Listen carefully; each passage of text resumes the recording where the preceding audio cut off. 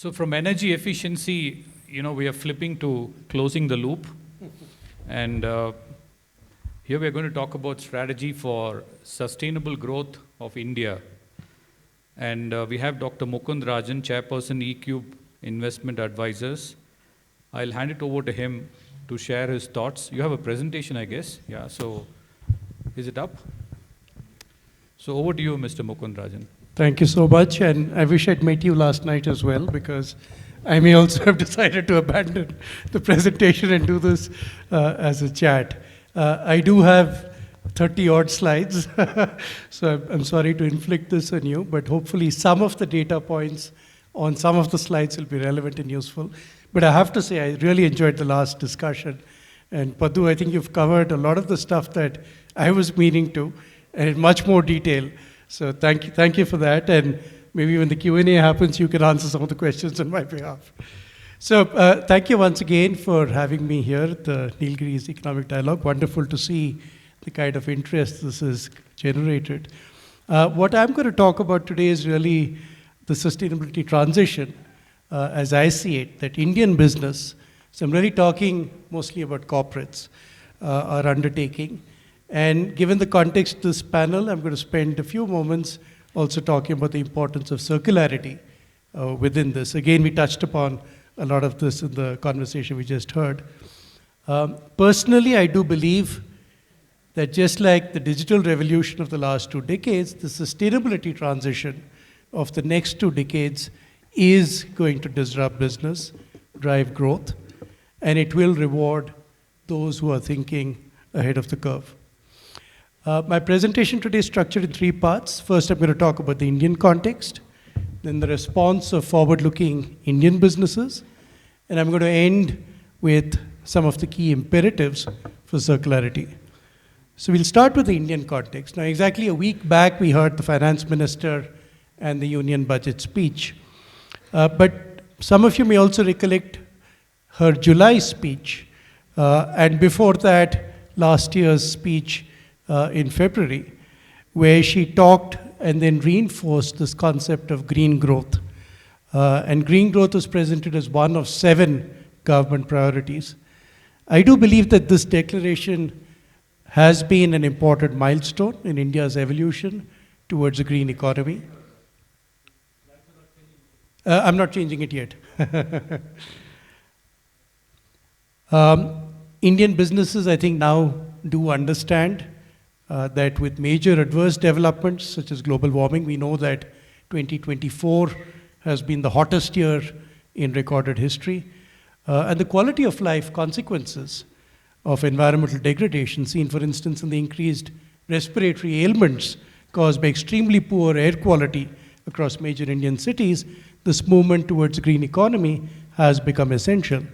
And we also find economic thinkers who acknowledge the many benefits that this can create, including energy security through investments in areas such as renewable energy, and its clear link with stable and strong international currency, as well as job creation in emerging green sectors such as waste to energy and biofuels. Now, in driving this momentum for change, there are a bunch of pressures, both international and domestic. I'm not going to focus too much on the international pressures, except to say that notwithstanding Donald Trump, there are governments out there who are very focused on addressing issues such as climate change. The European Union, as a case in point, with the carbon border adjustment mechanism to deter carbon leakage from imports. They're going to begin to levy tariffs from 2026 on products from selected sectors like iron and steel, cement, aluminium, and fertilizers imported from markets like India that do not yet have strong emission controls in place. But I think given the subcontinental size of the Indian market, I think there is a huge impact that domestic stakeholders are beginning to have in driving the sustainability movement, and these are in some ways perhaps more important than the international trends we see. Let me start with one clear point, which is the role of civil society. I just talked about air quality in major Indian cities. We've seen some of the worst levels of air pollution in the world in our capital city of Delhi. And Consequently, there have been public protests over the quality of air that school-going children are forced to breathe. One of the outcomes of these protests was the fairly decisive action of the Indian Supreme Court in ordering the auto industry in 2018 to migrate from BS4, the Bharat Stage 4, to higher and cleaner BS6 fuel emission norms, bypassing the intermediate BS5 stage altogether. In that same order, the Supreme Court also affirmed as an established principle of law that the right to life under Article 21 of the Constitution includes the right to a decent environment. Last year, in the context of another seminal case, this time relating to protection of the rare Great Indian Bustard, the Supreme Court added within this right the right to protection against climate change. So that's one stakeholder that's going to be quite important. We've also seen another critical stakeholder, which is the Indian government, enact legislation, define policies, and issue rules on a variety of sustainability issues. So in 2013, the government legislated the mandatory spending of 2% of net profits by businesses and corporate social responsibility or CSR initiatives, and included in CSR are key sustainability themes, including the protection of flora and fauna, conservation of natural resources, and maintaining the quality of air, soil, and water. A number of pro-sustainability government policies have been announced, including, I think Srivatsa was alluding to this, a vehicle scrappage policy in 2021 to remove old, unsafe, and polluting vehicles from the roads to modernize the transport fleet. Renewable energy production is being promoted with incentivization of the domestic manufacture of solar panels and batteries under the Production-Linked Incentive or PLI scheme to the tune of $2.3 billion so far. The government has announced a national green hydrogen mission with an outlay again of $2.3 billion alongside PLI subsidies of $500 million for electrolyzer manufacturing. Likewise, to promote the electrification of the transport fleet, the government has offered subsidies of over $1.2 billion to electric vehicle manufacturers under the FAME scheme for faster adoption and manufacturing of hybrid and electric vehicles.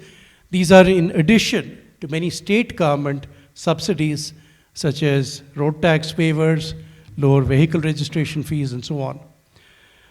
To give a boost to the rooftop solar market, subsidies are being offered under the Pradhan Mantri Surya Ghar Muft Bijli Yojana to millions of homeowners to deploy rooftop solar installations. And to encourage clean energy adoption in the agricultural sector, subsidies have been provided to several million farmers to deploy solar pumps under the PM Kusum scheme. New rules on waste management have been issued, cementing the concept of extended producer responsibility in areas including plastic waste management, battery waste management, and electronic waste management. And as we are aware and very conscious about this in the Nilgiris, a ban has been put in place on single-use plastic. Further reinforcing its pro-sustainability stance, to fund eligible green projects, the Indian government has developed a sovereign green bond framework. And in 2023, it came out with its maiden bond issuance of around $2 billion, which is now being followed up by several more bond issuances. Meanwhile, on the critical issue of global warming, the Indian government has taken on fairly significant targets under the Paris Climate Treaty. It has pronounced 2070 as the target date for achieving net zero status. But more importantly, in the shorter term, it promises to generate 500 gigawatts of non-fossil fuel-based energy by 2030, with 50% of the energy mix coming from renewables by the same year, all while improving energy efficiency of the economy by 45% over 2005 levels by 2030. And India is also showcasing its commitment to being a global statesman in finding a resolution for this particular problem. It became a founding partner of the Global Biofuel Alliance, which was announced at the G20 summit in Delhi in 2023.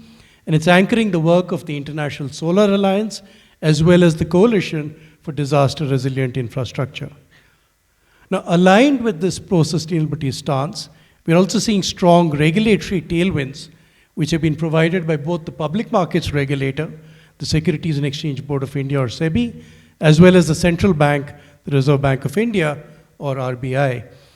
The 2018-19 National Guidelines on Responsible Business Conduct, designed by the Ministry of Corporate Affairs to mainstream the concept of corporate responsibility, was subsequently integrated into the Business Responsibility and Sustainability Reports, or BRSRs, that SEBI has directed the top 1,000 listed companies to publish on a mandatory basis from FY23.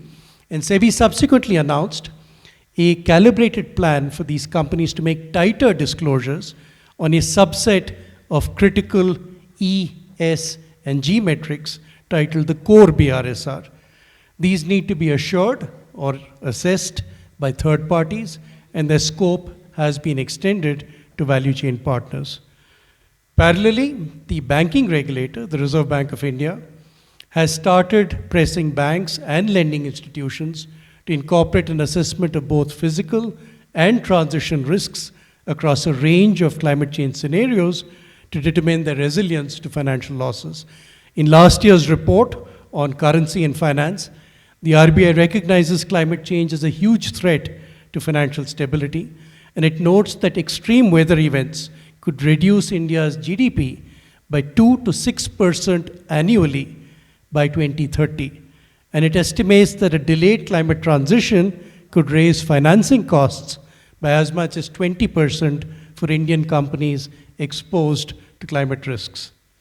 For risk mitigation, therefore, the RBI wants banks and lenders to adopt steps like reducing the tenor of loans to customers who may face higher climate risks, persuading them to take on insurance against extreme weather, and embracing clean energy transition strategies. In February last year, the RBI also came out with draft guidelines built around the recommendations of the Task Force on Climate-Related Financial Disclosures, or TCFD. These are disclosures to be made by the banks and other regulated entities on climate-related financial risk. And as a result, what you're likely to see fairly soon is the entire loan approval process of banks undergoing a reset in order to comply with these disclosure requirements. So you have these and more. These are just illustration of the kinds of pressure points that Indian businesses are now requiring to respond to. And as a result, you are actually seeing a fairly positive response. More Indian companies are now emerging, which are clearly doing the right thing. And this is the reason the number of Indian companies rated A or higher on their ESG ratings by MSCI, which is one of the large international ESG rating providers, as an illustration, has increased from 23% of the pool to 32% of a much larger pool over the past 5-year period. So let me spend a few minutes now talking about what these forward-looking companies are in fact doing in India. And I'm going to touch again only upon a few important elements. First, I think it's important to say that they're putting in place the right governance structures to develop and execute sustainability strategies. Most of these companies are now assigning responsibility within the senior management team for sustainability, and the role of Chief Sustainability Officer is becoming quite common. At the level of the board of directors, market leaders like Infosys, Airtel, and Tata Steel have all created dedicated ESG or sustainability committees of their boards to oversee this activity. Forward-looking businesses are also embracing their supply chains in their progressive actions. They recognize that the MSMEs that form a significant part of the supply chain typically account for around 40% of the actual resource consumption that takes place, in fact, within the broader economy, and they are now quite sensitive to audit protocols that discourage the outsourcing of dangerous and polluting businesses by companies to their MSME suppliers. These companies are also constantly innovating their businesses and their business models to find competitive advantage. A pivotal moment, for instance, in leading Indian energy producer Tata Power's strategy for growth came when it found its stock being dumped by a major investor, Norges Bank, in 2016, in the wake of the latter's decarbonization strategy. And Tata Power soon pivoted away from coal-fired thermal power towards renewable energy through both organic and inorganic expansion. The solar industry, I think, has shown over the past decade in India, and now we see similar trends with the electric vehicle industry, that innovation is bringing costs down quite dramatically, costs that were earlier seen as prohibitive, and it is now fueling sustainability-based competitiveness amongst businesses. And that's the reason a number of Indian companies are now also comfortable pricing climate risk and putting a price to carbon. Perhaps the best example in the world of an investment in strategic innovation that has yielded enormous dividends is, of course, that of Tesla. On the back of its innovation in electric vehicles, I don't know how many of you have followed, but its market cap at the last quarter was $1.4 trillion, which is more than twice that of its next 5 biggest competitors combined. Now, innovation and new enterprise is taking place in many sustainability-friendly areas in India. We talked about green hydrogen, high-efficiency materials, biomass to energy, water and energy-efficient agricultural techniques, meat alternatives, robots and drones for better safety and managing high-risk operations, wearable sensors to monitor worker health and heat stress and fatigue at the workplace, carbon credits trading, and carbon capture and storage. At one end of the spectrum, you have large Indian conglomerates, the Adanis and the Ambanis, who've announced significant capital investments to the tune of over $50 billion each over the next decade in sectors like green hydrogen. And then at the other end of the spectrum, you have many startups that are driving innovation. So companies like Smart Joules, which is providing energy efficiency solutions, or Zip Electric, which offers sustainable delivery as a service, or Banofi, which repurposes banana waste to premium leather substitutes, or Carbon Masters, which converts food and agri-waste to organic fertilizer and bio-CNG. We also see that forward-looking enterprises are endeavoring to address much condemned word recently in the US, DEI, and improve diversity within their workforces. And they recognize that even beyond helping them to adapt better to very complex social context you have here in India, this actually can strengthen a culture of innovation in companies. You also find these organizations tending to demonstrate a heightened awareness about the responsibilities towards the welfare of local communities.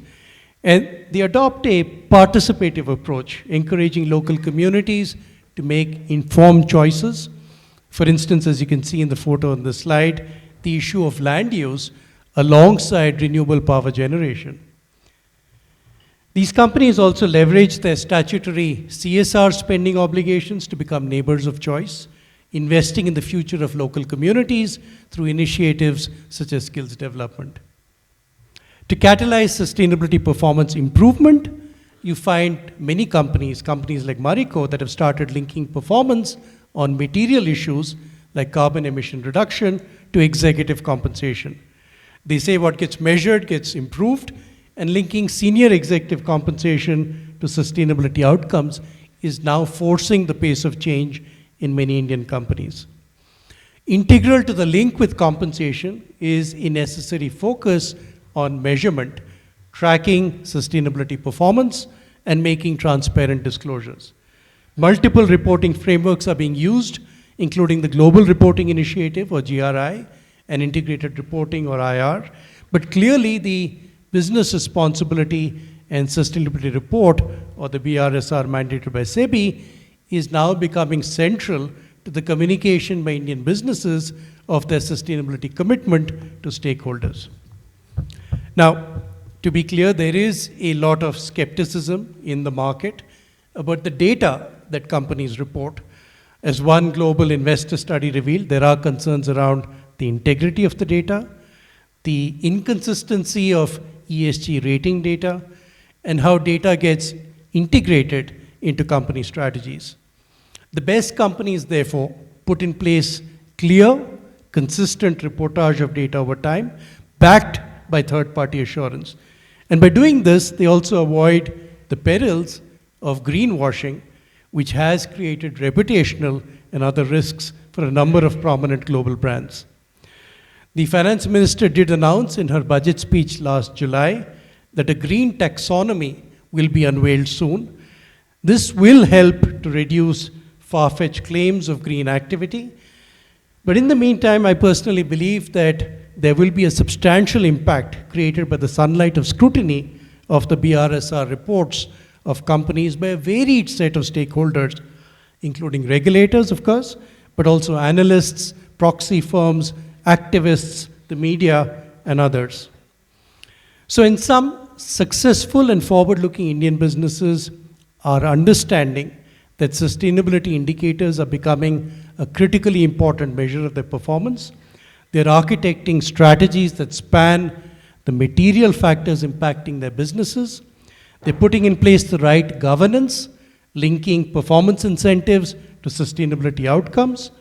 They transparently engage with all their stakeholders and are taking feedback for further improvement, and they avoid any kind of misrepresentation that could tantamount to greenwashing. Now, these actions are delivering value to stakeholders. This is evidenced in the returns that such companies are providing to their investors, reflected, for instance, by the outperformance of the MSCI India ESG Leaders Index when compared to the broader benchmark index. Now, this is obviously over a period of time. So as the slide shows, $100 invested in both indices in 2009 would now be 359 on the ESG positive portfolio, but only 270 on the all company index. These companies are also increasingly able to access diverse pools of sustainable finance. They have already raised capital to the tune of over $43 billion over the past 10 years via green bonds and other variants of such sustainable finance instruments. Companies like JSW Steel, Ultratech Cement have launched innovative sustainability-linked bonds, securing incentives worth up to 75 basis points in lower interest rates if they meet, for instance, greenhouse gas reduction goals.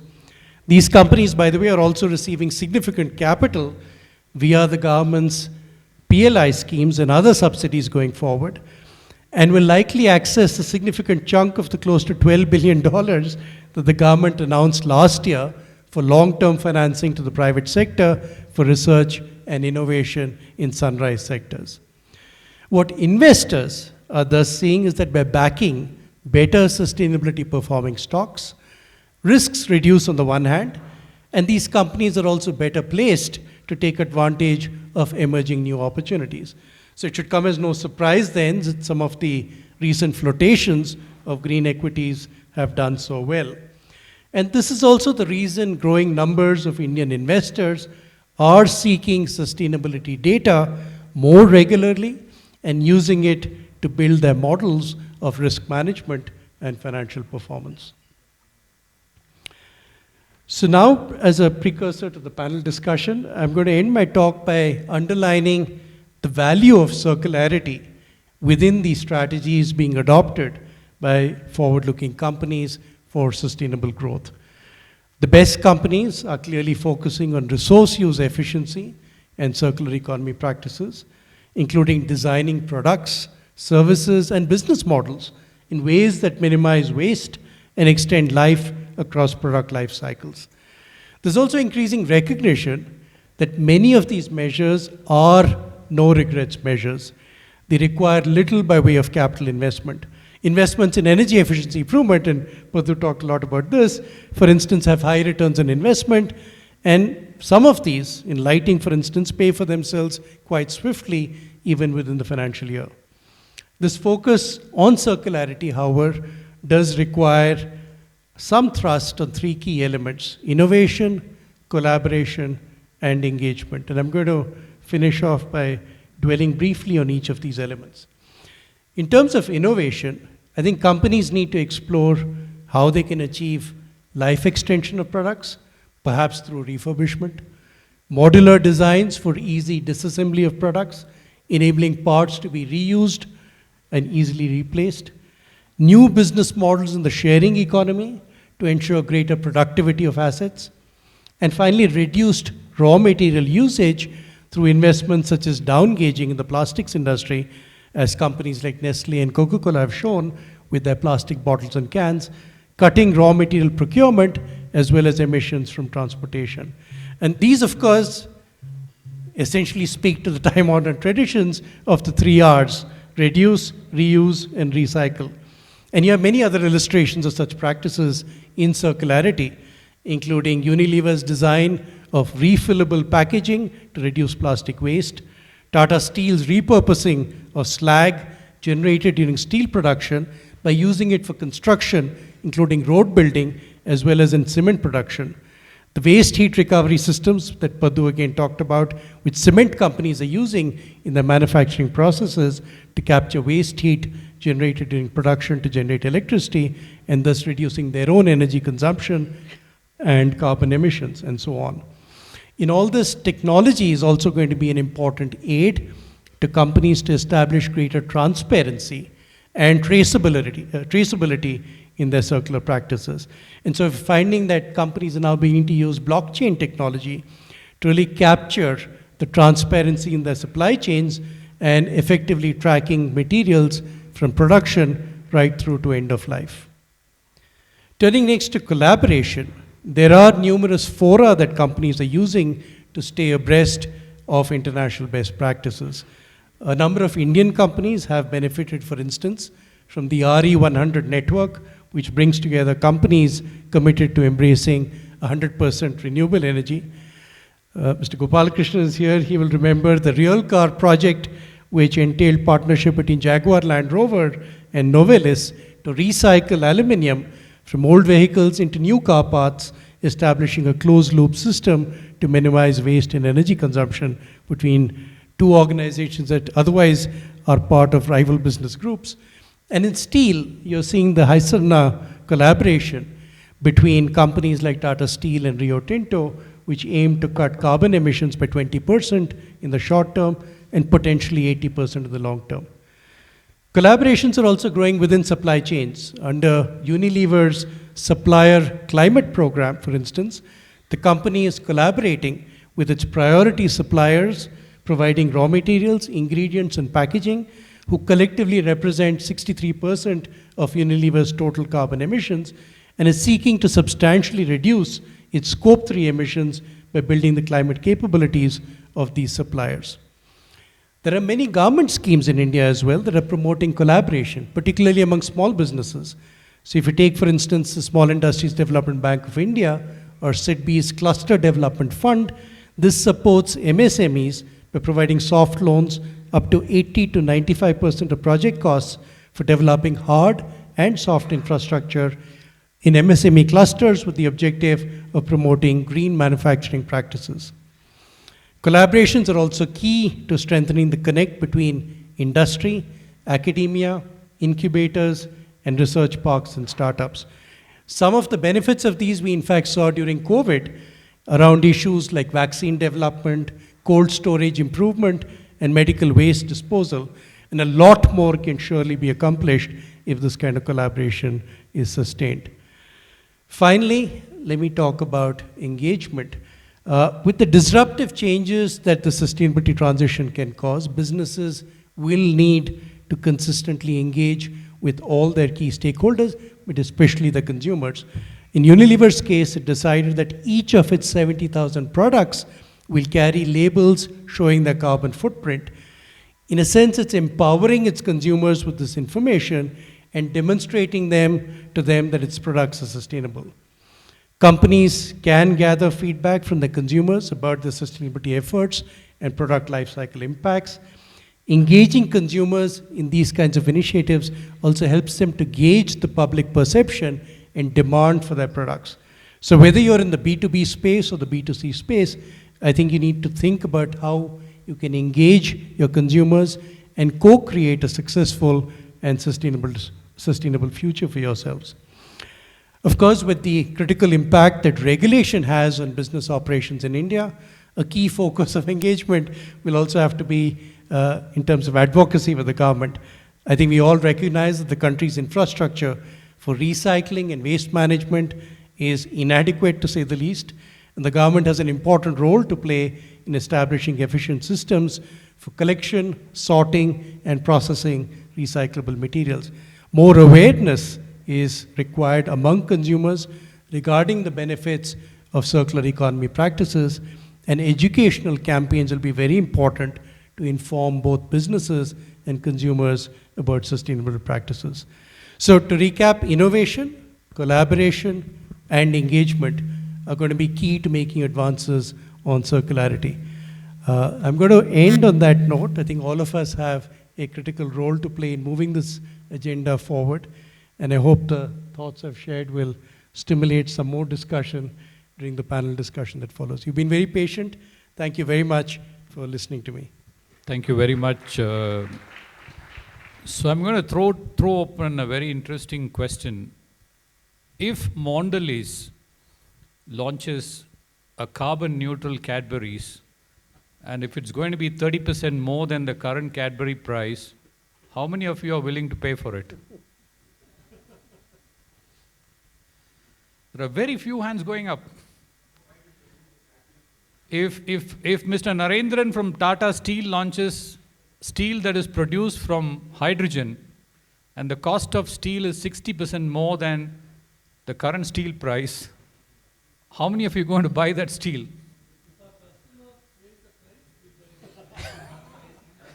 So this is the challenge that we have in sustainable growth in India right now. You know, who pays for this transition? And I think with that note, I'll open up for 2 questions, maybe 3, Sure. and then we move on to the panel discussion. So mics around, please. We take all the 3 questions at one go, and then you can answer all of them. Yeah.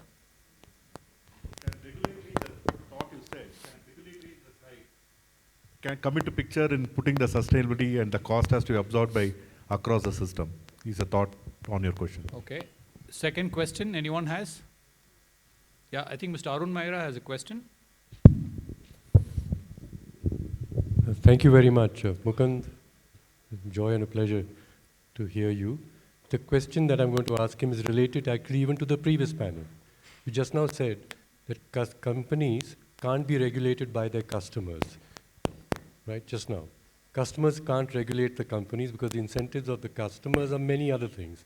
They can't afford certain things, and so there can't be a sufficient pressure to change even in the long run, I would say, but certainly in the medium term, sufficiently company behavior. In the previous session, there was a question about the location of the Bureau of Energy Efficiency. Locating a controller within the institution that needs to be controlled is a strange idea. So when you talk about voluntary business responsibility, business saying we will regulate ourselves, I don't think it's working, you pointed out. And so you and I, we've discussed this before. There needs to be external regulation forced on business, in this case, to regulate its behavior so it doesn't damage the common goods. And when we've got a budget and an economic survey which says the best thing to do for the growth of the Indian economy is to deregulate capital so that it has the freedom to make the most for itself, I think we have to have a rethink about regulation. Who must regulate whom? Thank you. And last question before we ask Dr. Mukund to answer. Yeah. Montek, yeah. I think Dr. Montek has a question. Can you pass the mic there? Through the discussion and also in the previous panel, I mean, the underlying problem has been that both sustainability, greenness, etc., require you to move away from a fuel that has external costs that are not internalized in the pricing. Now, the 101 economics answer is have a carbon tax. But I find nobody is in favor of it at all. So are we going to manage to somehow impose a whole series of complex regulations, and we know how efficient we are at that, Thank you. to achieve what otherwise would be achieved if you simply have a carbon tax. So why not have a carbon tax? And that'll give you a lot of money to do all the other things that are necessary for the environment. Yeah, maybe you could take all the three. Yeah. The last is the most difficult. So let me try and address the others and then come to the last. I will take the last. Okay, great. Yeah, Thank so- you. Because we do have a plan to create a carbon market in India, Yeah. which the BE was instrumental in putting out at least the first framework, and the Ministry of Power has already announced it will come into effect sometime in the course of, I think, the next 12 months. But I think the point of showing some of those slides on civil society protests about air quality, parents getting very concerned when they see the quality of lungs, the photographs taken by doctors of school kids in Delhi, and comparing that with a healthy lung. The actions that government is now taking to push the envelope on things like plastic use, the ban on single-use plastic, the court's decision on the move from BS4 to BS6, when much of the auto industry was trying to resist that and saying, you know, we should have a calibrated roadmap and you need to give us time to adopt these new technologies. We can't spend the money, and the court said nothing doing. If it's impacting lives, you've got to make that transition right away. So the point is, there are multiple stakeholders. We live in society. You have to take heed of what your customers are saying, what civil society is saying, what the judiciary is willing to act on. And government is responsive when issues come to a certain pass. They do take measures to try and respond to the broad sense of where the consensus is moving to. Having said that, the issue that Arun mentioned is very valid. If you look at most of the political parties, beyond lip service to the environmental agenda, there's actually very little in terms of concrete plans that are captured in their manifestos. And a lot of the focus, therefore, ends up being, as the chief economic advisor's economic survey this year again reiterated, why should India move very fast on an issue like climate change when even developed countries are taking their own time? We have other fish to fry. We've got priorities of development, job creation, and so on. But I think we have to look at all of this in a holistic fashion and look at really what is the quality of life we want to give our people. And that is where I think the point that Padu also made, and I do believe India could be a leader in this, and the Prime Minister was not wrong in suggesting that this issue of lifestyle for environment, India has the credentials and the moral stature to try and push that. But what does that mean in practice? So does it mean we'll produce less steel, because steel is a hard-to-abate sector and is one of the largest polluters in this country? Does it mean we'll have fewer cars on the roads? Or will we force everyone in this audience included, to use public transport and not have individual mobility? What implication does that have for the sense of quality of life that we've become used to? Where do you draw the line? Is there a line to be drawn at all? So I think my sense is that companies in India, my experience is, tend to move faster when they're prodded by regulation. We've seen this time and again. When the government says the law is coming, I think the stick works better than the carrot, unfortunately. But I think companies are also now sensing that with the right amount of investment in R&D and innovation, you can also have game-changing solutions that can allow you to quickly dominate a market. Just in this last week, the feedback on DeepSeek and the fact that it's been done at a much lower cost with much perhaps greater capability than ChatGPT and other AI tools suggests that companies don't want to lose the possibility that, if I innovate in the green space, maybe I come up with something that's a better, lower cost, more efficient solution. You started by giving the Mondelez and steel example, but if you had products that were cheaper, based on the fact that the inputs are also more cost efficient, including what you're going to discuss now, circularity, there's no reason why customers will not embrace them. And customers, rupee for rupee, if it's the same price, will buy a product that is greener and better for the environment. It's only when you say it's going to be 30% higher that they're not. But I think we are seeing solutions now coming to the market. And you're seeing many Indian brands now that are beginning to, really capture the imagination on the solutions. You're going to talk about carbon tax. Yeah, so, it's a great idea to bring in carbon tax, but, a little bit circling back on the CBAM. CBAM has been sitting on the envelope of all the exporters out of India for the last 2 to 3 years. Now the European Union is now rediscussing CBAM because they fear CBAM can actually lead to inflation. Because putting more tax on somebody else is also adding more cost to somebody else actually. But I don't know what's the right model for taxation, but maybe we have to find a model where carbon trading comes into a mechanism and we bring a lot of our MSMEs onto carbon trading, because one of the biggest step-up changes that we have seen is many of the large corporates that you spoke about, they have the financial muscle to take action on the entire data, the entire value chain carbon emissions, their scope 1, their scope 2, their scope 3, but it's not easy to fix the supply chain. And the tail end of the supply chain needs to be fixed for your scope 3 to become visible enough. And I think the question is, when do you bring in carbon tax? Do you bring in carbon tax after you have established scope 3? Or do you bring in carbon tax with only scope 1 and scope 2? So this is something which we have to really rally around and understand better, so that then it becomes a meaningful act, in my view.